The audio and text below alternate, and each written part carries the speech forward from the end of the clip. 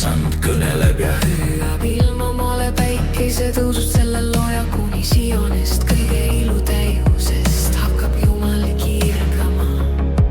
meie Jumal tuleb ega vaiki, tuli põletab tema eel ja tema ümber möllab maru väga. ta kutsub taeva ülalt ja maa, et kohut mõista oma rahvale.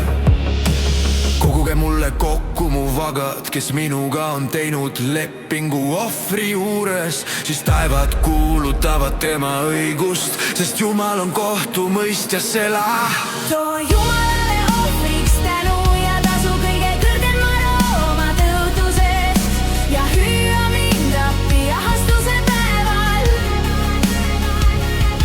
siis ma tõmban su sellest välja ja sina annad mulle au, kes toob ohvriks tänu, see annab mulle au.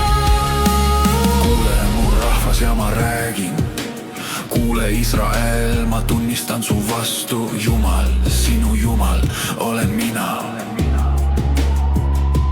ei ma võta su kojast härja värse ega sikke su taradest, sest kõik metsloomad on minu omad ja kariloomad tuhandel mägedel. ma tunnen kõigi mägede linde ja loomad minu väljadel on mu juures, maailm ja selle täius on minu pärand. aga õelale ütleb Jumal, mis on sul sellest, et sa jutustad mu seadustest, sina ju vihkad õpetust ja heidad mu sõnad oma selja taha.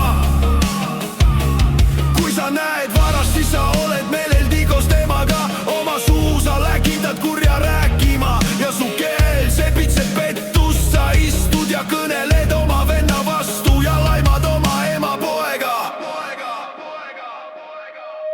seda sa tegid, aga mina olin vait. kas sa arvad, et mina olen niisugune nagu sina? ma tahan sind noomida ja seda seada su silma ette.